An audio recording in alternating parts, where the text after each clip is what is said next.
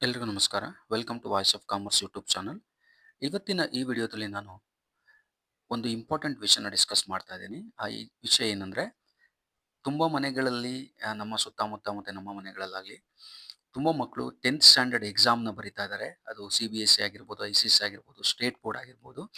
ಮತ್ತೆ ಕೆಲವರು ಆಹ್, 10th exam ಮುಗಿಸಿದ ಮೇಲೂ ಕೂಡ ಅವರಿಗೆ ಯಾವ ಏರಿಯಾದಲ್ಲಿ ನಾವು ಕೆರಿಯರ್‌ನ ಸ್ಟಾರ್ಟ್ ಮಾಡಬೇಕು, ಅದು ಸೈನ್ಸಾ, ಆರ್ಟ್ಸಾ, ಕಾಮರ್ಸಾ ಅಂತ ಹೇಳ್ಬಿಟ್ಟು ತುಂಬಾ ಗೊಂದಲ ಇರುತ್ತೆ. ಪೇರೆಂಟ್ಸ್‌ಗಳಿಗೂ ಕೂಡ ಗೊಂದಲ ಇರುತ್ತೆ. ಮತ್ತೆ ಮಕ್ಕಳಿಗೂ ಕೂಡ ಗೊಂದಲ ಇರುತ್ತೆ. ಯಾಕಂದ್ರೆ ಆ ಏಜಲ್ಲಿರುವಾಗ ಡಿಸಿಷನ್ ಮೇಕಿಂಗ್ ಸ್ವಲ್ಪ ಕಷ್ಟ ಇರುತ್ತೆ. ಸೊ ಅದರಿಂದ ಈ ವಿಡಿಯೋದಲ್ಲಿ ನಾನು ಕಾಮರ್ಸ್ ಯಾವ ರೀತಿ ಒಂದು ಗೇಟ್‌ವೇ ಆಗುತ್ತೆ ಅವರ ಫ್ಯೂಚರ್ ಕೆರಿಯರ್‌ಗೆ 10th ಆದ್ಮೇಲೆ, ಅಥವಾ ವಾಣಿಜ್ಯ ಶಾಸ್ತ್ರ ಅಂತ ಏನ್ ಹೇಳ್ತೀವಿ ಅದು 10ನೇ ತರಗತಿ ನಂತರ ಭವಿಷ್ಯದ ವೃತ್ತಿಗೆ ಯಾವ ರೀತಿ ಬಾಗಿಲಾಗುತ್ತೆ ಅನ್ನೋದ್ರ ಬಗ್ಗೆ ನಾನು ಈ ವಿಡಿಯೋದಲ್ಲಿ ಡಿಸ್ಕಸ್ ಮಾಡ್ತಾ ಇದ್ದೀನಿ. ಸೊ ಈ ವಿಡಿಯೋನ ಯಾರ್ಯಾರು ನೋಡ್ತಾ ಇದ್ದೀರಾ, ಪ್ರತಿಯೊಬ್ಬರು ಕೂಡ ಅಂಥ ಮಕ್ಕಳಿಗೆ ಅನುಕೂಲ ಆಗಲಿ ಅಂತ ಹೇಳ್ಬಿಟ್ಟು ವಿಡಿಯೋ ಮಾಡ್ತಾ ಇದ್ದೀನಿ. ಆದಷ್ಟು ಇದನ್ನ ಶೇರ್ ಮಾಡಿ ಅಂಥವ್ರಿಗೆ ತಲುಪಿಸಿ. ಸೊ ಯಾವ ನಮ್ಮ ರೂರಲ್ ಆಗಲಿ, ಅರ್ಬನ್ ಆಗಲಿ, ಯಾವುದೇ ಮಕ್ಕಳಾಗಲಿ ಪ್ರತಿಯೊಬ್ಬರು ಕೂಡ ಅನುಕೂಲ ಆಗಲಿ ಇದರಿಂದ. ಯಾವ ರೀತಿ ಕಾಮರ್ಸ್ ಅನ್ನೋದು ಒಂದು ಫೀಲ್ಡ್ ತುಂಬಾ ಗ್ರೋತ್ ಅಲ್ಲಿದೆ. ಓಕೆ. ಎಂಥ ಮಕ್ಕಳನ್ನ ಬಳಸ್ಕೋಬಹುದು ಅನ್ನೋದ್ರ ಬಗ್ಗೆ ನಾನಿಲ್ಲಿ ಹೇಳ್ತಾ ಇದ್ದೀನಿ ವಿಡಿಯೋದಲ್ಲಿ. ಬನ್ನಿ ನೋಡೋಣ ಮೊದಲಿಗೆ ಯಾಕೆ ಕಾಮರ್ಸ್ ಅನ್ನೋದು ಒಂದು ಗೇಟ್‌ವೇ ಆಗುತ್ತೆ ಫ್ಯೂಚರ್ ಕೆರಿಯರ್ ಮತ್ತೆ ಗ್ರೋತ್‌ಗೆ ಆಫ್ಟರ್ 10th ಅನ್ನೋದನ್ನ ನಾನು ಹೇಳ್ತಾ ಬರ್ತೀನಿ ಇಲ್ಲಿ. ಓಕೆ. ಸೊ ಮೊದಲಿಗೆ ಸೊ 10ನೇ ತರಗತಿ ಮುಗ್ದಿದ್ಯಾ ಅಥವಾ 10ನೇ ತರಗತಿನ ಓದ್ತಾ ಇದ್ದೀರಾ? ನಿಮ್ಮ ಮುಂದೆ ಸೈನ್ಸು, ಕಾಮರ್ಸು ಮತ್ತೆ ಆರ್ಟ್ಸು 3 ದಾರಿಗಳು, ರಸ್ತೆಗಳಿದೆ. ಸೊ ಈ 3 ನಮ್ಗೆ ತುಂಬಾ ಕನ್ಫ್ಯೂಸಿಂಗ್. ನಾನು ಸೈನ್ಸ್‌ಗೆ ಹೋಗ್ಬೇಕಾ? ನಾನು ಕಾಮರ್ಸ್‌ಗೆ ಹೋಗ್ಬೇಕಾ? ನಾನು ಆರ್ಟ್ಸ್‌ಗೆ ಹೋಗ್ಬೇಕಾ? ಅಂತ ತುಂಬಾ ಜನಕ್ಕೆ ಕನ್ಫ್ಯೂಷನ್ ಇರುತ್ತೆ. ಸೊ ಸೈನ್ಸ್ ಅಂದ್ರೆ ಏನು? ಇಲ್ಲಿ ಡಾಕ್ಟ್ರು, ಇಂಜಿನಿಯರು ಈ ತರ ಕೋರ್ಸ್‌ಗಳನ್ನ ಮಾಡ್ತಾರೆ. ಸ್ವಲ್ಪ ಟಫ್. ಯಾಕಂದ್ರೆ ಮ್ಯಾಥಮೆಟಿಕ್ಸ್ ಇಲ್ಲಿ 10th ಅಲ್ಲಿ ಸೈನ್ಸಲ್ಲೆಲ್ಲ ಟಾಪ್ ಸ್ಕೋರ್ ಆಗಿರ್ಬೇಕು. ಮ್ಯಾಥಮೆಟಿಕ್ಸ್ ಚೆನ್ನಾಗಿ ಬರಬೇಕು ಅಂತವ್ರು ಸೈನ್ಸ್ ಓದ್ತಾರೆ. ಡಾಕ್ಟರ್ ಮಾಡ್ತಾರೆ, ಇಂಜಿನಿಯರ್ ಓದ್ತಾರೆ. ಸೊ ಈ ತರ ಕೋರ್ಸ್‌ಗಳನ್ನ ತಗೋತಾರೆ. ಆದರೆ ಕಾಮರ್ಸ್ ಅಂದ್ರೆ ಏನು? ಸೊ ಕಾಮರ್ಸ್ ಅಂದ್ರೆ ನಮ್ಮ ಒಂದು ದೊಡ್ಡ ಕನಸುಗಳಿಗೆ ಸುರಕ್ಷಿತ ಬಾಗಿಲು. ಯಾಕಂದ್ರೆ ಇಲ್ಲಿ ತುಂಬಾ ಎಫರ್ಟ್ ಹಾಕೋ ಅವಶ್ಯಕತೆ ಇಲ್ಲ, ಒಂದು. ಮತ್ತೆ ಓದಿದ್ಮೇಲೆ ಕೆಲಸ ಸಿಗಲ್ಲ ಅನ್ನೋದು ಏನಿಲ್ಲ. ಸೊ ಮಾಡರೇಟ್ ಸಂಬಳದಿಂದ ಹಿಡಿದು ಹೈಯೆಸ್ಟ್ ಸಂಬಳದವರೆಗೂ ಕೂಡ ಇಲ್ಲಿ ಕೆಲಸ ಸಿಗುತ್ತೆ. ಮತ್ತೆ ವೃತ್ತಿಪರ ಕೋರ್ಸ್‌ಗಳನ್ನ ನಾವಿಲ್ಲಿ ಮಾಡ್ಕೊಂಡು ಹೋಗ್ಬೋದು. ಸೊ ಇದೆಲ್ಲದಕ್ಕೂ ಕೂಡ ಕಾಮರ್ಸ್ ಒಂದು ಅನುಕೂಲ ಕ್ರಿಯೇಟ್ ಮಾಡುತ್ತೆ. ಫಾರ್ ಎಕ್ಸಾಂಪಲ್ ಯಾವ ರೀತಿ ಅಂದ್ರೆ ಬ್ಯಾಂಕಿಂಗ್ ಓದ್ಬೋದು, ಬ್ಯಾಂಕ್ ಎಂಪ್ಲಾಯೀಸ್‌ಗಳಾಗ್ಬೋದು, ಬಿಸ್ನೆಸ್ ಮಾಡ್ಬೋದು. ಸೊ ಇಲ್ಲಿ ಬೇರೆ ಬೇರೆ ಲಕ್ಷಾಂತರ ಉದ್ಯೋಗಗಳು ಡಿಫರೆಂಟ್ ಫೀಲ್ಡ್‌ಗಳಲ್ಲಿ ನಮ್ಮ ಕೈಲಿ ಇರುತ್ತೆ. ಸೊ ಅದರಿಂದ ಕಾಮರ್ಸ್ ಅನ್ನೋದು ಒಂದು ದೊಡ್ಡ ವಾಸ್ಟ್ ಒಂದು ಸಮುದ್ರ ಇದ್ದಂಗೆ ಇಲ್ಲಿ ಕಾಮರ್ಸ್ ಅನ್ನೋದು. ಮತ್ತೆ ಈ ವಿಡಿಯೋದಲ್ಲಿ ಏನ್ ನಾವು ತಿಳ್ಕೊಬಹುದು ಅಂದ್ರೆ ಕಾಮರ್ಸ್‌ನ ಯಾಕೆ ಆಯ್ಕೆ ಮಾಡ್ಕೋಬೇಕು ಅನ್ನೋದು ನಾವು ತಿಳ್ಕೊಳ್ಳೋಣ. ಸೊ ಇದು ಆ ಮಕ್ಕಳಿಗೆ ಅನುಕೂಲ ಮಾಡುತ್ತೆ. ಯಾಕೆ ಕಾಮರ್ಸ್ ಬೇಕು? ಯಾಕೆ ಆಯ್ಕೆ ಮಾಡ್ಕೋಬಹುದು? ಸೈನ್ಸು ಮತ್ತೆ ಆರ್ಟ್ಸ್‌ಗೆ ಕಂಪೇರ್ ಮಾಡಿದ್ರೆ ಯಾವ ರೀತಿ ನಾವು ಕಾಮರ್ಸ್‌ನ ಆಯ್ಕೆ ಯಾಕೆ ಮಾಡ್ಕೋಬೇಕು ಅನ್ನೋದನ್ನ ನಾನು ತಿಳಿಸ್ತೀನಿ. ಸೊ ಇಲ್ಲಿ ಬಂದಾಗ ಕಾಮರ್ಸ್ ಅಂದ್ರೆ ಏನು ಅಂತ ಫಸ್ಟ್ ಅರ್ಥ ಮಾಡ್ಕೊಳ್ಳೋಣ. ಸೊ ಇದು ಬಿಸ್ನೆಸ್ಸು ಮತ್ತೆ ಹಣದ ವಿಜ್ಞಾನ. ಇದು ಇದು ಒಂದು ಸೈನ್ಸೇ.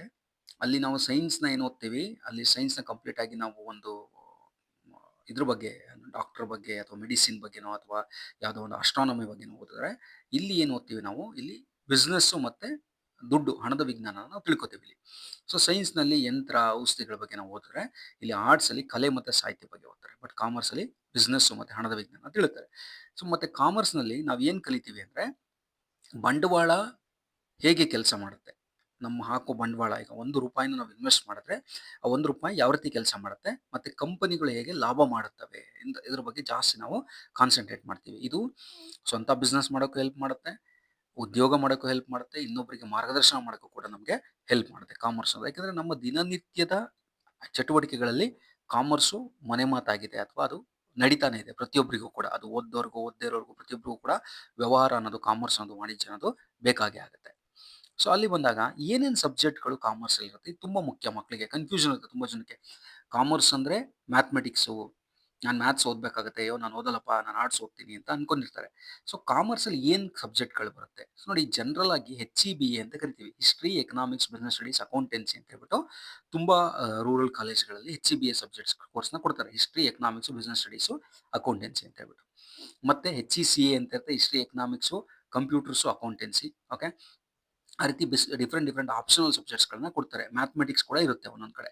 ಓಕೆ. ಇಲ್ಲಿ ಅಕೌಂಟೆನ್ಸಿ ಅಂದ್ರೆ ಏನು? ಇಲ್ಲಿ ಹಣದ ಲೆಕ್ಕ ಪಾಲನೆ, ಲಾಭ ನಷ್ಟ ಲೆಕ್ಕ ಮಾಡೋದು ಅಕೌಂಟೆನ್ಸಿ. ಮ್ಯಾಥಮೆಟಿಕ್ಸ್ ಅಲ್ಲ.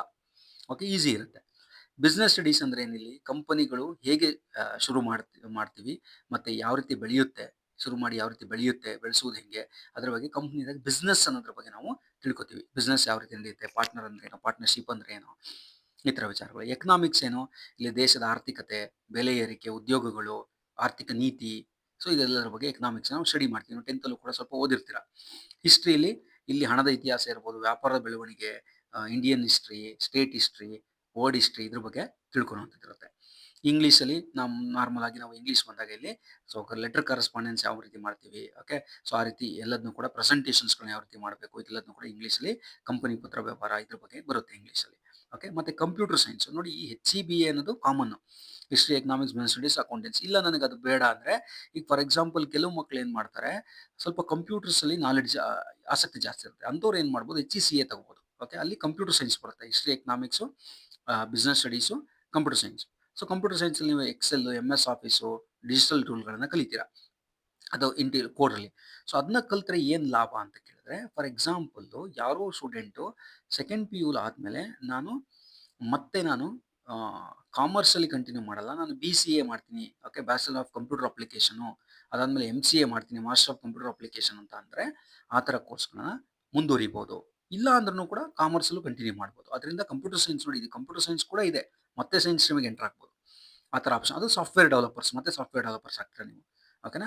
ಮತ್ತು ಆಪ್ಷನಲ್ಲಿ ಮ್ಯಾಥಮೆಟಿಕ್ಸು ಅಥವಾ ಇನ್ಫಾರ್ಮೇಷನ್ ಪ್ರಾಕ್ಟೀಸ್ ಅನ್ನೋದು ಆಪ್ಷನಲ್ಲಿ, ಮ್ಯಾಥ್ಸ್ ತಗೋಬೇಕು ಅಂತಲೇ ಏನಿಲ್ಲ.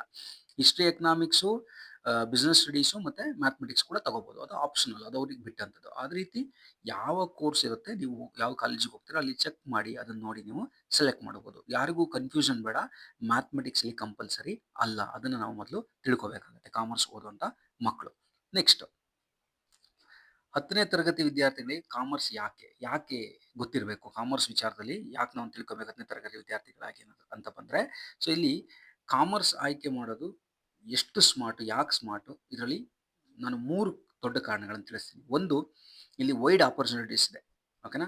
ಸೊ ವೈಡ್ ಆಪರ್ಚುನಿಟೀಸ್ ಅಂದರೆ ಸೈನ್ಸು ಒಂದು ಆಪರ್ಚುನಿಟಿ, ಅದರಲ್ಲಿ ಇಂಜಿನಿಯರಿಂಗ್ ಅಥವಾ MBBS ಬರುತ್ತೆ. ಆರ್ಟ್ಸು ಕೆಲವು ಆಪರ್ಚುನಿಟಿ ಬರುತ್ತೆ, ಆದರೆ ಕಾಮರ್ಸಲ್ಲಿ 10ಕ್ಕಿಂತ ಹಲವು ಆಪರ್ಚುನಿಟಿಗಳು ಅಥವಾ ಡೋರ್ಸ್ಗಳು ಅಥವಾ ರಸ್ತೆಗಳು ಓಪನ್ ಆಗುತ್ತೆ. ಯಾವ ರೀತಿ ಅಂದರೆ CA, ಓಕೆನಾ, ಚಾರ್ಟೆಡ್ ಅಕೌಂಟೆಂಟ್ ಕೋರ್ಸ್ ಇರ್ಬೋದು, CS ಕಂಪ್ನಿ ಸೆಕ್ರೆಟರಿ ಇರ್ಬೋದು, okay, BBA bachelor of business administration ಇರ್ಬೋದು, MBA, okay, master of business administration ಇರ್ಬೋದು, ಲಾಯರ್ ಆಗ್ಬೋದು, ಲಾ ಓದ್ಬೋದು ಇಲ್ಲಿ, ಓಕೆನಾ. ಸೊ ನಾವು LLB ಮಾಡ್ಬೋದು, ನೆಕ್ಸ್ಟ್ ಬ್ಯಾಂಕಿಂಗ್ ಕೋರ್ಸ್ಗಳನ್ನ ಮಾಡ್ಬೋದು. ಆ ರೀತಿ ಹಲವಾರು ಕೋರ್ಸ್ಗಳು ದಾರಿ ಓಪನ್ ಆಗುತ್ತೆ ಕಾಮರ್ಸ್ನ ಓದಿದ್ರೆ. ಸೊ ಅದರಿಂದ ನಾವು ಫಸ್ಟು PU ಸೆಕೆಂಡ್ PU ಮುಗಿಸಿದ್ಮೇಲೆ ನೀವು ಈ ರೀತಿ ಯಾವುದೇ ಒಂದು ಕೋರ್ಸ್ಗಳು, ವೃತ್ತಿಪರ ಕೋರ್ಸ್ಗಳು, CA, CS ಇರ್ಬೋದು, ಮತ್ತು ಈಗ ಇಂಡಿಯಾದಲ್ಲಿ ಕೆಲವು ಫಾರಿನ್ ಕೋರ್ಸ್ಗಳು ಕೂಡ ಬಂದಿದೆ, ACCA ಅಂತ ಕರಿತೀವಿ, ಓಕೆ.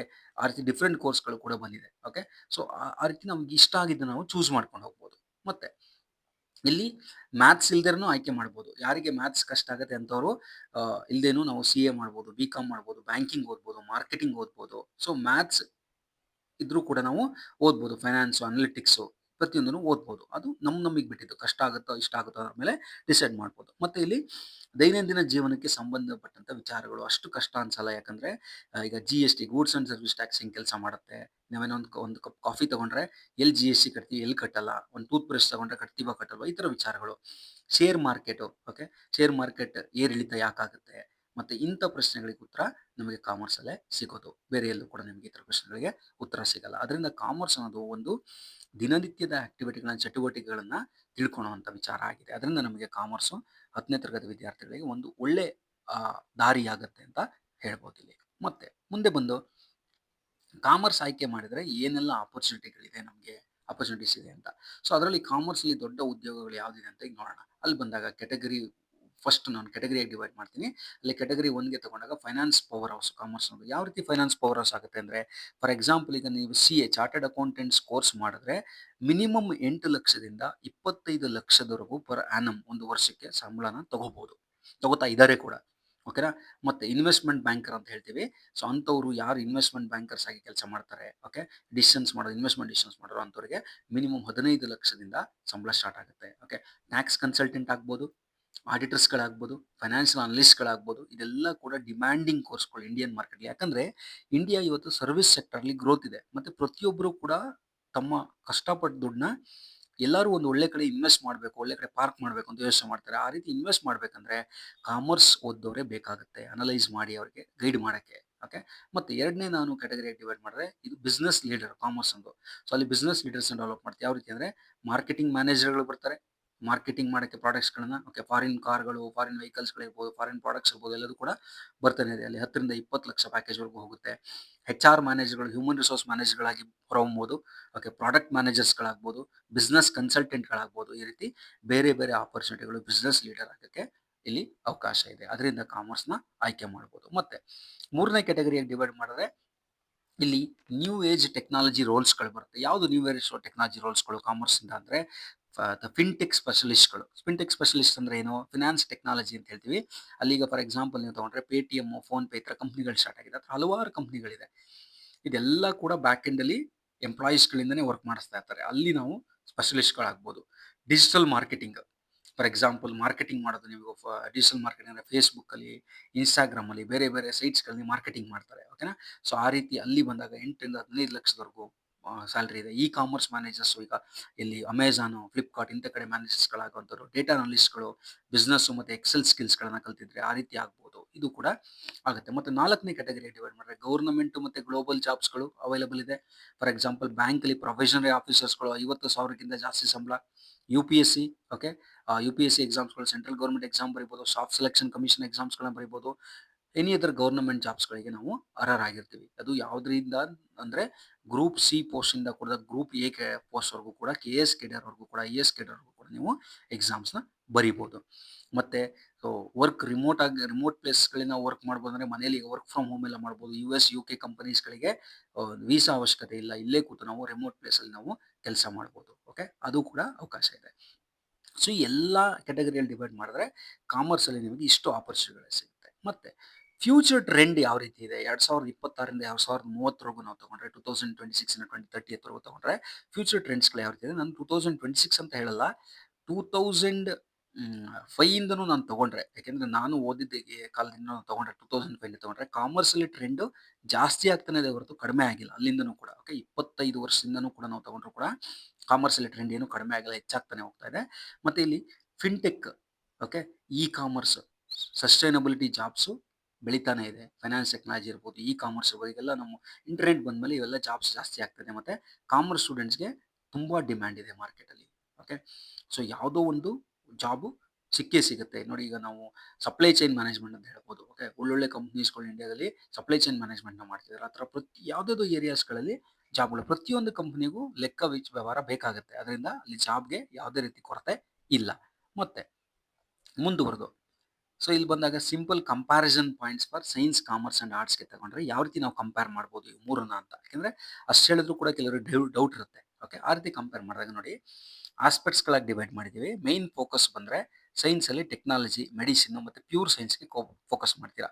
ಕಾಮರ್ಸಿಗೆ ಬಂದಾಗ ಬಿಸ್ನೆಸ್ಸು, ಫಿನಾನ್ಸು, ಟ್ರೇಡು ಮತ್ತು ಮ್ಯಾನೇಜ್ಮೆಂಟ್ಗೆ ನಾವಿಲ್ಲಿ ಕಂಪೇರ್ ಮಾಡ್ತೀವಿ.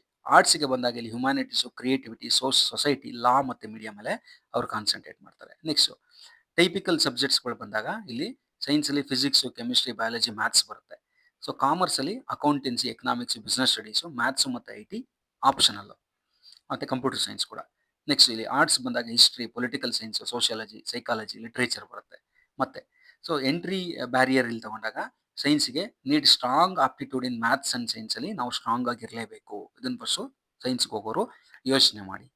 ಕಾಮರ್ಸಿಗೆ ಬಂದಾಗ needs comfort with numbers, logic and business interest ಇದ್ದರೆ ಸಾಕು. ನನಗೆ ನಂಬರ್ ಗೊತ್ತಿದ್ರೆ, ಲಾಜಿಕಲ್ ರೀಸನಿಂಗ್ ಸ್ವಲ್ಪ ಲಾಜಿಕಾಗಿ ಯೋಚನೆ ಮಾಡೋದು ಗೊತ್ತಿದ್ರೆ, ಮತ್ತು ಬಿಸ್ನೆಸ್ ಇಂಟ್ರೆಸ್ಟ್ ಇದ್ದರೆ ಅವರು ಕಾಮರ್ಸಿಗೆ ಬರ್ಬೋದು. ಮತ್ತು ಇಲ್ಲಿ ಆರ್ಟ್ಸಿಗೆ ಬಂದಾಗ need interest in reading, writing and social issues ಬಗ್ಗೆ ಸ್ವಲ್ಪ ಆಸಕ್ತಿ ಇರಬೇಕು. ಮತ್ತು ಕಾಮನ್ ಕೆರಿಯರ್ಸ್ ಬಂದಾಗ ಇಲ್ಲಿ ಇಂಜಿನಿಯರು ಸೈನ್ಸಲ್ಲಿ, doctor, scientist, IT professionals. But ಕಾಮರ್ಸಿಗೆ ಬಂದಾಗ CA, CS, okay chartered accountant, company secretary, CA, CMA, cost and management accountant, banker, analyst, managers, ಎಂಟ್ರಪ್ರನ್ಯೂರ್ಸ್ಗಳಾಗ್ಬೋದು, ನಾವೇ ಸ್ವಂತ ಬಿಸ್ನೆಸ್ಗಳನ್ನ ಮಾಡ್ಬೋದು, ಬಿಸ್ನೆಸ್ ಮ್ಯಾನ್ ಆಗ್ಬೋದು. ಆ ರೀತಿ ಹಲವಾರು ಅವಕಾಶಗಳು ಸಿಗುತ್ತೆ. ಆರ್ಟ್ಸಿಗೆ ಬಂದರೆ ಇಲ್ಲೂ ಕೂಡ ನೋಡಿ, ಕಾಮರ್ಸಲ್ಲೂ ಲಾಯರ್ ಆಗ್ಬೋದು. ಓಕೆನಾ? ಸಿವಿಲ್ ಸರ್ವಿಸ್ ಕೂಡ ಮಾಡ್ಬೋದು, ಟೀಚರ್ ಕೂಡ ಆಗ್ಬೋದು. ಓಕೆ ಇಲ್ಲಿ ಏನು ಆರ್ಟ್ಸಲ್ಲಿ ಕೊಟ್ಟಿದ್ದಾರೆ ಎಲ್ಲ ಕೂಡ ಇಲ್ಲೂ ಆಗ್ಬೋದು. Okay so designer, journalist, psychologist ಕೂಡ ಆರ್ಟ್ಸಿಗೆ ಬರುತ್ತೆ. Next cost and duration of the study ಬಂದಾಗ ಇಲ್ಲಿ ಸೈನ್ಸಿಗೆ ಆಫ್ಟನ್ ಲಾಂಗ್ ಆ್ಯಂಡ್ ಎಕ್ಸ್ಪೆನ್ಸಿವ್. ಇಲ್ಲಿ MBBS ಆ್ಯಂಡ್ ಸಮ್ ಇಂಜಿನಿಯರಿಂಗ್ ಮಾಡಬೇಕಂದ್ರೆ ಲಕ್ಷಾಂತರ ರೂಪಾಯಿನ ಖರ್ಚು ಮಾಡಬೇಕಾಗುತ್ತೆ ಒಂದು. ಮತ್ತು ಕಾಮರ್ಸಿಗೆ ಬಂದಾಗ many cost effective options, quick entry to jobs. ನೋಡಿ BCom BBA ಮುಗಿಸಿದ ತಕ್ಷಣ ನಾವು ಜಾಬ್ಗೆ ಹೋಗ್ಬೋದು, ಪ್ರೊಫೆಷನಲ್ ಕೋರ್ಸ್ಗಳನ್ನ ಮಾಡ್ಬೋದು, ಕಂಟಿನ್ಯೂ ಮಾಡ್ಬೋದು, ಕೆಲಸ ಸ್ವಲ್ಪ ಬೇಗ ಸಿಗುತ್ತೆ. ಅದು ಕೂಡ ಒಂದು ಅವಕಾಶ. ಮತ್ತು ಕಾಸ್ಟ್ ಎಫೆಕ್ಟಿವ್ ಇದೆ ಕಂಪೇರ್ ಟು ಸೈನ್ಸ್.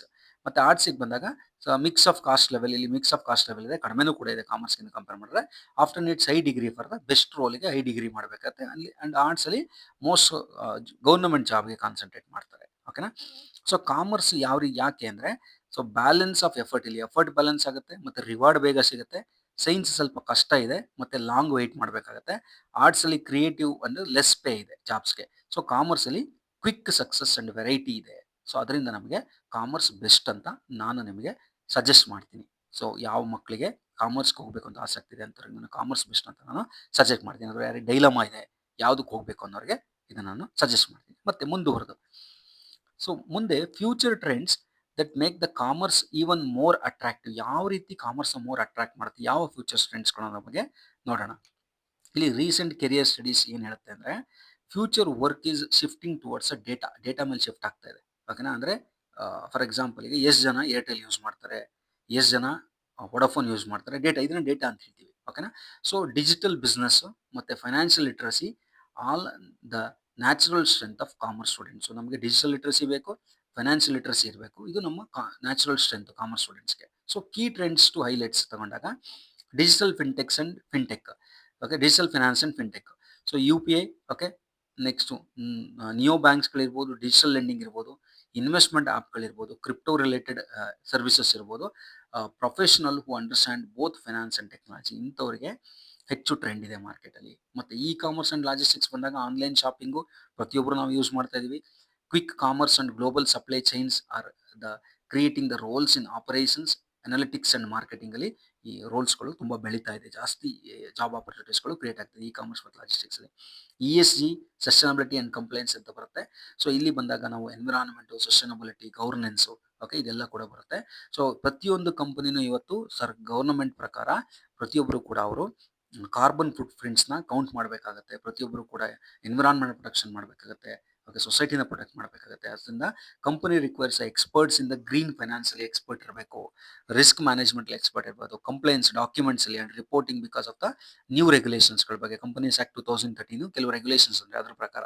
ಮತ್ತು ಡೇಟಾ ಆ್ಯಂಡ್ ಬಿಸ್ನೆಸ್ ಅನಾಲಿಟಿಕ್ಸ್ ಅಲ್ಲಿ ಬಂದಾಗ business want people who can convert the data into business decision, ಯಾರು ಡೇಟಾನ ಬಿಸ್ನೆಸ್ ಡಿಸಿಷನ್ಗೆ ಕನ್ವರ್ಟ್ ಮಾಡ್ತಾರೆ. Commerce plus data skills is a powerful combination ಆಗಿದೆ ಇವತ್ತು. ಓಕೆ, ಇದೆಲ್ಲ ಕೂಡ trends. Commerce is not old style accounts only, ಇದು ಓಲ್ಡ್ ಸ್ಟೈಲ್ ಅಕೌಂಟ್ಸ್ ಅಲ್ಲ, ಬರೀ ಲೆಕ್ಕಪತ್ರ ಲೆಕ್ಕ ವ್ಯವಹಾರ ಅಲ್ಲ. It deeply connect with the technology and global ಚೇಂಜ್ಗೆ ಇದು ಕನೆಕ್ಟ್ ಆಗಿದೆ ಕಾಮರ್ಸ್ ಅನ್ನೋದನ್ನ ತಿಳಿಸುತ್ತೆ ಇಲ್ಲಿ. ಅದರಿಂದ ಫ್ಯೂಚರ್ ಟ್ರೆಂಡು ಕೂಡ ಕಾಮರ್ಸ್ಗೆ ಯಾವತ್ತೂ ಕಡಿಮೆ ಆಗಲ್ಲ ಅನ್ನೋದು ನಾವಿಲ್ಲಿ ತಿಳ್ಕೊಬೋದಾಗತ್ತೆ. ಮತ್ತು ಮುಂದುವರೆದು, ಯಾವ ರೀತಿ ಒಬ್ಬ 10th ಸ್ಟ್ಯಾಂಡರ್ಡ್ ಸ್ಟೂಡೆಂಟು ಡಿಸೈಡ್ ಮಾಡಬೇಕಾಗತ್ತೆ ಟು ಆಪ್ಟ್ ದ ಕಾಮರ್ಸ್ ಅಂತ ಹೇಳ್ಬಿಟ್ಟು. ಅಂದರೆ ನಾನು ಹೇಳಿದ್ರೆ ಮಾತ್ರ ಡಿಸೈಡ್ ಮಾಡಿ ಅಂತಲ್ಲ, ನೀವು ಯಾವ ರೀತಿ ಡಿಸೈಡ್ ಮಾಡಬೇಕನ್ನೋದನ್ನ ಕೂಡ ನಾನಿಲ್ಲಿ ತಿಳಿಸ್ತಾ ಇದ್ದೀನಿ. ಓಕೆ, ಇಲ್ಲಿ ಬಂದಾಗ ನೀವು ಬೇಸಿಕ್ ಮ್ಯಾಥ್ಸ್ನ ಎಂಜಾಯ್ ಮಾಡಿದ್ರೆ, ಮತ್ತು ನೀವು ಕ್ಯೂರಿಯಸ್ ಅಬೌಟ್ ಮನಿ, ಹಣದ ಬಗ್ಗೆ ನಿಮಗೆ ಆಸಕ್ತಿ ಇದ್ದರೆ, ಓಕೆ, ಮತ್ತು ಬಿಸ್ನೆಸ್ ಮತ್ತು ಕರೆಂಟ್ ಅಫೇರ್ಸ್ ಬಗ್ಗೆ ಆಸಕ್ತಿ ಇದ್ದರೆ ಅಂಥವರು ಕಾಮರ್ಸ್ನ ಚೂಸ್ ಮಾಡೋದು ಬೆಸ್ಟ್ ಅಂತ ಹೇಳ್ತೀವಿ ನಾವು. ಮತ್ತು ನೀವು ಪ್ರಾಕ್ಟಿಕಲ್ ಎಕ್ಸಾಂಪಲ್ಸ್ನ ಇಷ್ಟಪಟ್ಟರೆ, more than purely theoretical science ಎಕ್ಸ್ಪೆರಿಮೆಂಟ್ಸ್ಗಳನ್ನ ಬಿಟ್ಟು ನೀವು ಪ್ರಾಕ್ಟಿಕಲ್ ಎಕ್ಸಾಂಪಲ್ಸ್ಗಳನ್ನ ಇಷ್ಟಪಡೋಂಗಿದ್ರೆ, ಸೊ ಆವಾಗ ನೀವು ಕಾಮರ್ಸ್ನ ಚೂಸ್ ಮಾಡ್ಬೋದು. ಯಾಕಂದರೆ ಇಲ್ಲಿ ನಾವು ಬಿಸ್ನೆಸ್ನ, ಗ್ರೋತ್ನ, ನಡೀತಾ ಇರೋ ಮಾರ್ಕೆಟ್ನ ರಿಲೇಟ್ ಮಾಡ್ತೀವಿ. ಮತ್ತು if you want multiple career choices, ನನಗೆ ಒಂದೇ ಕೆರಿಯರ್ ಬೇಡ, ನಾನು ಮುಂದೆ ಡಿಸೈಡ್ ಮಾಡ್ತೀನಿ, ಓಕೆನಾ, ಅಂಥವರು ಕಾಮರ್ಸ್ಗೆ ಬಂದರೆ ಏನಾಗುತ್ತೆ, ಇಲ್ಲಿ ಓಪನ್ ಟು ಪ್ರೊಫೆಷನಲ್ ಕೋರ್ಸಸ್ ಇದೆ. ಕಂಪ್ನಿ ಚಾರ್ಟೆಡ್ ಅಕೌಂಟೆಂಟ್ ಇರ್ಬೋದು, ಕಂಪ್ನಿ ಸೆಕ್ರೆಟರಿ ಇರ್ಬೋದು, ಕಾಸ್ಟ್ ಆ್ಯಂಡ್ ಮ್ಯಾನೇಜ್ಮೆಂಟ್ ಅಕೌಂಟ್ ಇರ್ಬೋದು, ಓಕೆನಾ, ಮತ್ತು ಮ್ಯಾನೇಜ್ಮೆಂಟ್ ಆ್ಯಂಡ್ ಫೈನಾನ್ಸ್ ಡಿಗ್ರಿಗಳಿರ್ಬೋದು, MBA ಇರ್ಬೋದು, ಓಕೆ, MCA ಇರ್ಬೋದು, ಈ ಥರ ಆಪ್ಷನ್ಸ್ಗಳಿದೆ. ನಾವು ಯಾವುದಕ್ಕೆ ಬೇಕಾದ್ರೂ, ಗೌರ್ನಮೆಂಟ್ ಜಾಬ್ ಇರ್ಬೋದು, ಯಾವುದಕ್ಕೆ ಬೇಕಾದ್ರೂ ನಾವು ಹೋಗ್ಬೋದು. ಮತ್ತು ನೀವು ಓಕೆ ವಿತ್ ಡೆವಲಪಿಂಗ್ ದ ಕಮ್ಯುನಿಕೇಷನ್ನ ಬೆಳೆಸ್ಕೋಬೇಕು, presentation and people skills along with academics ಅಂತಂದರೆ ಕಾಮರ್ಸು ಬೆಸ್ಟ್ ಆಪ್ಷನ್ನು. ಯಾಕಂದರೆ ಇಲ್ಲಿ ಪ್ರೆಸೆಂಟೇಷನ್ಸ್ಗಳನ್ನ ಕೊಡ್ತೀವಿ, ಸ್ಟೂಡೆಂಟ್ಸ್ಗಳು ಅದನ್ನ ಮಾಡ್ತಾ ಹೋಗ್ತಾರೆ. ಸೊ ಆ ರೀತಿಯ ನಮ್ಮದೇ ಆದ ಅಸೈನ್ಮೆಂಟ್ಸ್ಗಳು ಬೇರೆ ಇರುತ್ತೆ, ಇದೆಲ್ಲದಕ್ಕೂ ಕೂಡ ಅದು ಅವರಿಗೆ ಹೆಲ್ಪ್ ಮಾಡುತ್ತೆ. ಆ ರೀತಿ ಕಾಮರ್ಸ್ ಸ್ಟೂಡೆಂಟ್ಸು ಡಿಸೈಡ್ ಮಾಡಬೇಕು, ನಾನು ಇದಕ್ಕೆಲ್ಲ ಓಕೆನಾ ನನಗೆ ಅಂತ ಇದ್ದಾಗ ಅವರು ಕಾಮರ್ಸ್ಗೆ ಬರೋದು ಬೆಸ್ಟ್ ಆಗುತ್ತೆ. ಮತ್ತು ಸಿಂಪಲ್ ಆ್ಯಕ್ಷನ್ ಪ್ಲಾನ್ ಯಾವ ರೀತಿ ಮಾಡಬೇಕು ಅನ್ನೋದನ್ನ ಕೂಡ ನಾನು ತಿಳಿಸ್ಕೊಡ್ತೀನಿ. ಸಿಂಪಲ್ ಆ್ಯಕ್ಷನ್ ಪ್ಲಾನ್ ಏನು ಅಂದರೆ ಈ ವಿಡಿಯೋನ ಬಿಟ್ಟು ನಾವು ಸಿಂಪಲಾಗಿ ಥಿಂಕ್ ಮಾಡಿದ್ರೆ ನಮ್ಮ ಬಗ್ಗೆ, ರಿಫ್ಲೆಕ್ಟ್ ಆನ್ ಯುವರ್ ಇಂಟ್ರೆಸ್ಟ್ ಅಂತ. ಫಸ್ಟು ನನಗೆ ಯಾವುದ್ರಲ್ಲಿ ಆಸಕ್ತಿ ಇದೆ ಅಂತ ನಾನು ಕೂತು ಯೋಚನೆ ಮಾಡಬೇಕು, ಯಾವುದೇ ಮಕ್ಕಳಾದರೂ ಅಷ್ಟೇ. ಓಕೆ, ಪೇರೆಂಟ್ಸ್ಗಳು ಸ್ವಲ್ಪ ಅವ್ರಿಗೂ ಡಿಸಿಷನ್ ತೊಗೊಳಕ್ಕೆ ಬಿಡಿ, ಅವರು ಆ ಡಿಸಿಷನ್ ತೊಗೊಳಕ್ಕೆ ಅವಕಾಶ ಮಾಡಿಕೊಡಿ, ಡಿಸ್ಕಸ್ ಮಾಡಿ ಅವ್ರ ಜೊತೆ. ಸೊ ನಿಮ್ಮ ಮಾರ್ಕ್ಸ್ ಮಾತ್ರ ಅಲ್ಲ ಇಲ್ಲಿ, not just your marks, okay. ನೀವು ಹೋಗಿ ನಿಮ್ಮ ಟೀಚರ್ಸ್‌ಗಳ ಜೊತೆ ಮಾತಾಡಿ. ನಿಮ್ಮ ಸ್ಕೂಲ್ ಟೀಚರ್ಸ್‌ಗಳ ಜೊತೆ ಅಥವಾ ನಿಮ್ಮ ಯಾರೋ ಕೆರಿಯರ್ ಕೌನ್ಸಿಲರ್ ಜೊತೆ ಮಾತಾಡಿ. Okay. And the scenario in commerce ಬಗ್ಗೆ ತಿಳ್ಕೊಳ್ಳಿ ಅವ್ರ ಹತ್ರದಿಂದ. ಸೊ ಆ ರೀತಿ ನೀವು ಒಂದು ಆಕ್ಷನ್ ಪ್ಲಾನ್‌ನ ಮಾಡ್ಕೊಳ್ಳಿ. ನೀವು ಯೋಚನೆ ಮಾಡಿ, ನಿಮ್ಮ ಮಾರ್ಕ್ಸ್ ಮಾತ್ರ ನೋಡಬೇಡಿ. ನನಗೆ 100ಕ್ಕೆ 100 ಬಂತು ಅಂತ ಸೈನ್ಸ್‌ಗೆ ಇಮಿಡಿಯೇಟ್ ಹೋಗೋದು, ಆಮೇಲೆ ಕಷ್ಟ ಆಯಿತು ಅಂತ ಹೇಳೋದು ಆ ಥರ ಮಾಡ್ಕೋಬೇಡಿ. ಯಾಕಂದರೆ ಟೈಮು, ಮನಿ ಎಲ್ಲ ಇಂಪಾರ್ಟೆಂಟ್ ಆಗುತ್ತೆ. ಓಕೆ. ಅದರಿಂದ ಸ್ವಲ್ಪ ಸುತ್ತಮುತ್ತ ಕೂಲಂಕುಷವಾಗಿ ಪರಿಶೀಲನೆ ಮಾಡಿ ಆಮೇಲೆ ಮುಂದುವರಿರಿ. ಮತ್ತೆ ನೀವು 3 ಟು 4 ಕೆರಿಯರ್ ಆಪ್ಷನ್ಸ್‌ನ that excited you need to check. ಅದನ್ನ ನೀವು ಚೆಕ್ ಮಾಡಬೇಕು. ಯಾವ ಕೆರಿಯರ್ ಆಪ್ಷನ್ಸ್‌ಗಳು ನಿಮಗೆ ಅನುಕೂಲ ಆಗುತ್ತೆ. ಫಾರ್ ಎಕ್ಸಾಂಪಲ್ CAನಾ, ಇನ್ವೆಸ್ಟ್‌ಮೆಂಟ್ ಬ್ಯಾಂಕರಾ, ಮಾರ್ಕೆಟಿಂಗ್ ಮ್ಯಾನೇಜರಾ, ಎಂಟರ್‌ಪ್ರೆನ್ಯೂರಾ ಅಥವಾ check which stream leads there. ಯಾವ ಸ್ಟ್ರೀಮ್ ನಿಮಗೆ ಬೇಕಾಗುತ್ತೆ ಅಥವಾ ಸೈನ್ಸ್, ಆರ್ಟ್ಸ್ ಡಿಸೈಡ್ ಮಾಡಿ. ಆಮೇಲೆ ಕಾಲೇಜ್‌ಗಳನ್ನ ವಿಸಿಟ್ ಮಾಡಿ ಅಥವಾ ಕಾಲೇಜ್ ವೆಬ್‌ಸೈಟ್ಸ್‌ಗಳನ್ನ ವಿಸಿಟ್ ಮಾಡಿ. ಬ್ರೋಚರ್ಸ್‌ಗಳನ್ನ ಸೆಲೆಕ್ಟ್ ಮಾಡಿ. ಅಲ್ಲಿ ಕಾಮರ್ಸ್ ಕೋರ್ಸ್‌ಗಳು ಕಾಂಬಿನೇಷನ್ ಇದೆಯಾ, ವಿತ್ ಮ್ಯಾಥ್ಸೋ, ವಿತೌಟ್ ಮ್ಯಾಥ್ಸೋ ಅಥವಾ ಕಂಪ್ಯೂಟರ್ಸೋ ಎಕ್ಸೆಟ್ರಾ ಅದನ್ನ ಚೆಕ್ ಮಾಡಿ. ಆ್ಯಂಡ್ ನಿಮ್ಮ ಕಂಫರ್ಟ್ ಲೆವೆಲ್‌ಗೆ ಯಾವ್ದು ಮ್ಯಾಚ್ ಆಗುತ್ತೆ ಅದನ್ನ ನೀವು ಚೂಸ್ ಮಾಡ್ಕೊಳ್ಳಿ. ಸುಮ್ಮನೆ ಯಾರೋ ಹೇಳಿದ್ರು, ನನ್ನ ಫ್ರೆಂಡ್ ತಗೊಂಡ, ನಾನು ತಗೊಂಡೆ ಸೈನ್ಸ್‌ನ, ನನ್ನ ಇನ್ನೊಬ್ರು ಫ್ರೆಂಡ್ ಹೋದ್ರು, ನಾನು ಆರ್ಟ್ಸ್‌ಗೆ ಹೋದೆ, ಇನ್ನೊಬ್ರು ಬಂದ್ರು, ನಾನು ಕಾಮರ್ಸ್‌ಗೆ ಬಂದೆ. ಆ ಥರ ಅಲ್ಲ. ಯಾವುದೇ ಒಂದು ಕೋರ್ಸ್‌ನ ಚೂಸ್ ಮಾಡಬೇಕಾದ್ರೆ ಫಸ್ಟು ನಾವು ನಮ್ಮ ಇಂಟ್ರೆಸ್ಟ್‌ನ ಚೂಸ್ ಮಾಡಬೇಕಾಗತ್ತೆ. ಓಕೆನಾ? ಸೊ ನಾನಿಲ್ಲಿ ಏನು ತಿಳಿಸಿದ್ದೀನಿ ಅಂದರೆ, ಕಾಮರ್ಸ್ ಅನ್ನೋ ಒಂದು ಅವಕಾಶದ ಬುತ್ತಿ ಬಗ್ಗೆ ನಾನು ಹೇಳಿದ್ದೀನಿ ಅಷ್ಟೇ. ಯಾವ ರೀತಿ ಅವಕಾಶಗಳಿದೆ ಕಾಮರ್ಸಿಗೆ ಬಂದರೆ, ವೈಡ್ ಆಪರ್ಚುನಿಟಿ ಇದೆ ಅಂತ. ಫೈನಲ್ ಡಿಸಿಷನ್ ನಿಮಗೆ ಬಿಟ್ಟಿದ್ದು. ಸೊ ಇಲ್ಲಿ ಕಾಮರ್ಸಿಂದ ಆಗುವಂಥ ಅನುಕೂಲಗಳ ಬಗ್ಗೆ ನಾನು ಹೇಳಿದ್ದೀನಿ. ಹಾಗಂತ ನಾನು ಸೈನ್ಸು ಮಾಡಲೇಬಾರ್ದು ಅಥವಾ ಆರ್ಟ್ಸ್‌ನ ಮಾಡಲೇಬಾರ್ದು ಅಂತ ಎಲ್ಲೂ ಹೇಳಿಲ್ಲ. ನಾನು ನನ್ನ ಸಬ್ಜೆಕ್ಟ್ ಎಕ್ಸ್ಪರ್ಟೈಸ್ ಇರೋದ್ರಿಂದ ಈ ಸಬ್ಜೆಕ್ಟಲ್ಲಿರುವಂಥ ಅವಕಾಶಗಳ ಬಗ್ಗೆ ಹೇಳಿದ್ದೀನಿ. ಫೈನಲ್ ಡಿಸಿಷನ್ನ ಪೇರೆಂಟ್ಸ್‌ಗಳು ಮತ್ತು ಸ್ಟೂಡೆಂಟ್ಸ್‌ಗಳು ನಾನು ಹೇಳಿರೋ ಥರ ನಿಮ್ಮ ಟೀಚರ್ಸ್‌ಗಳನ್ನ, ಕೌನ್ಸಿಲರ್‌ಗಳನ್ನ, ನಿಮ್ಮ ತಂದೆ ತಾಯಿಗಳು, ನೀವು ಸ್ವಂತ ಬುದ್ಧಿಯಿಂದ ನೀವು ಡಿಸೈಡ್ ಮಾಡಿ ನೀವು ಚೂಸ್ ಮಾಡಬೇಕಾಗತ್ತೆ. ಓಕೆನಾ? ಸೊ ಈ ವಿಡಿಯೋ ಇಷ್ಟ ಆಯ್ತಲ್ಲ, ಲೈಕ್ ಮಾಡಿ, ಸಬ್ಸ್ಕ್ರೈಬ್ ಬಟನ್ ಒತ್ತಿ ಮತ್ತು ಶೇರ್ ಮಾಡಿ ಆದಷ್ಟು ಜನಕ್ಕೆ. ಯಾಕಂದರೆ ಈ ಈ ರೀತಿ ಒಂದು ವಿಚಾರಗಳನ್ನ ಆ, ಅವಕಾಶ ಇರುವಂಥ ಮಕ್ಕಳಿಗೆ ರೀಚ್ ಮಾಡಿದ್ರೆ, ಯಾರ್ಯಾರಿಗೆ ಬೇಕು ಅಂತ ಮಕ್ಕಳಿಗೆ, ಯಾರು 10th ಓದ್ತಾ ಇದ್ದಾರೆ, 10th ಎಕ್ಸಾಮ್ ಬರೆದಿದ್ದಾರೆ ಅಥವಾ ಕಂಪ್ಲೀಟ್ ಮಾಡಿದ್ದಾರೆ, ಅಥವಾ ಯಾರು ಸೆಕೆಂಡ್ PU ಕೂಡ ಎಕ್ಸಾಮ್ ಬರೆದಿರೋವಂಥವ್ರು ಮುಂದೆ ಏನು ಮಾಡಬೇಕು, ಕಾಮರ್ಸಿಂದ ಮುಂದೆ ಏನು ಮಾಡಬೇಕು ಅಥವಾ ಸೈನ್ಸಲ್ಲಿ ಕಡಿಮೆ ಮಾರ್ಕ್ಸ್ ಬಂತು ನಾನು ಏನು ಮಾಡಬೇಕು ಅನ್ನೋರು ಕೂಡ ಇದು ಅನುಕೂಲ ಆಗುತ್ತೆ. ಸೊ ಇದೇ ರೀತಿ ಇನ್ಫಾರ್ಮೇಟಿವ್ ವಿಡಿಯೋಗಳಿಗಾಗಿ ನಮ್ಮ voice of commerce YouTube channel subscribe ಮಾಡ್ಕೊಳ್ಳಿ. ಮತ್ತೆ ಒಂದಷ್ಟು ಇನ್ಫಾರ್ಮೇಟಿವ್ ವಿಡಿಯೋಗಳ ಜೊತೆ ಬರ್ತೀನಿ. ಎಲ್ಲರಿಗೂ ಒಳ್ಳೆಯದಾಗಲಿ. Thank you. ಧನ್ಯವಾದ.